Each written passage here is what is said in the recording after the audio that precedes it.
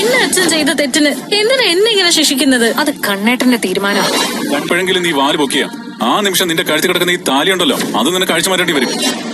Hello guys, അങ്ങനെ നമ്മുടെ മഹാലക്ഷ്മിയിൽ ഇത്രോ നാളത്തെ പക വീട്ടുകയാണ് നമ്മുടെ മഹാലക്ഷ്മിയും കണ്ണനും കൂടെ. അതേ കൂട്ടുകാരി നമ്മുടെ കരുണ ഭയങ്കര ധർമ്മസങ്കടത്തിലാട്ടോ. കരുണ മഹാലക്ഷ്മിയുടെ അടുത്ത് പറയുന്നുണ്ട്, എന്റെ അച്ഛൻ ചെയ്ത തെറ്റിന് എന്നെ എന്തിനാ ശിക്ഷിക്കുന്നേ എന്ന് ചോദിക്കുന്നുണ്ട്. അപ്പൊ മഹാലക്ഷ്മി പറയുന്നുണ്ട്, ഇത് ഞങ്ങളുടെ തീരുമാനമാടി, കണ്ണേട്ടന്റെ തീരുമാനമാടി, ഇത് നീ സഹിച്ചേ പറ്റൂ എന്നിങ്ങനെ ഭയങ്കര കലിപ്പിൽ തന്നെ പറയുന്നുണ്ട്. ശേഷം നമ്മുടെ കരുണ കണ്ണന് ചായക്ക് ഇട്ട് കൊടുക്കാൻ വേണ്ടി പോകുന്നുണ്ട്.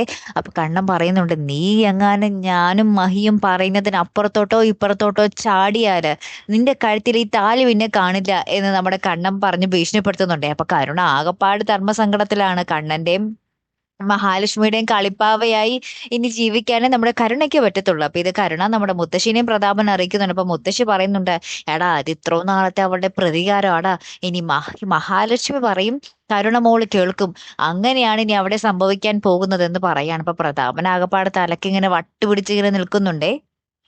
അങ്ങനെ തന്നെ മോൾ ഇതിൽ നിന്നും രക്ഷിക്കുന്നു ഇങ്ങനെ ആലോചിച്ചിട്ട്. അപ്പൊ ഈ ലാസ്റ്റ് നമ്മുടെ ഉണ്ണിനെയും കാണിക്കുന്നുണ്ട്. ഉണ്ണിക്ക് എന്തൊക്കെയോ കാര്യങ്ങൾ ചെറിയ സംശയമൊക്കെ തോന്നി തുടങ്ങിയിട്ടുണ്ട്. ഇനി ശരിക്കും സത്യം അറിയുമ്പോഴായിരിക്കും ഉണ്ണിയുടെ പൊട്ടിത്തെറിയും കൂടി അവിടെ സംഭവിക്കാൻ പോകുന്നത് അല്ലെ. എന്തായാലും നമ്മുടെ മഹാലക്ഷ്മിയുടെയും കണ്ണന്റെയും ഈ ഒരു ട്വിസ്റ്റ് എന്തായാലും പൊളിച്ചു അല്ലെ. കാത്തിരിക്കാട്ടോ അടുത്തൊരു വീഡിയോ വരുന്നത് വരയ്ക്കും. Good bye.